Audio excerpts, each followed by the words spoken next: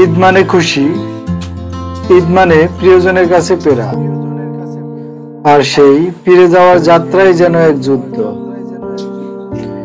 এই যে দেখছেন, রেল স্টেশনে মানুষের ঢল, বুড়ো যুবক নারী শিশু সবাই ছুটছে একটাই লক্ষ্যে, বাড়ি ফেরা। ট্রেনের ভিতরে জায়গা নেই, তবু সবাই উঠছে। কারো চোখে ক্লান্তি, কারো মুখে হাসি, কিন্তু সবার চোখে একটাই স্বপ্ন, মায়ের মুখ দেখা, প্রিয়জনের স্পর্শ।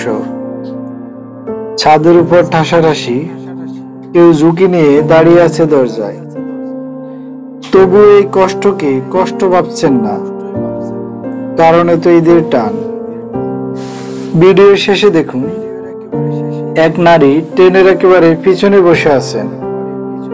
সেখানে দুটি ট্রেনের মিলনস্থল, কিন্তু তিনি যে বগির পিছনে আছেন এটি ট্রেনের শেষ বগি, তারপরে আর কোনো বগি নেই। ঝুঁকি হয়তো অনেক, কিন্তু তার হয়তো আর কোনো পথ নেই। তার চোখে এক ধরনের দৃঢ়তা, যেতেই হবে, ফিরতেই হবে প্রিয়জনের কাছে। এটা শুধু একটি যাত্রা নয়, এই এক ধরনের ভালোবাসার, ত্যাগের আর অপেক্ষার গল্প।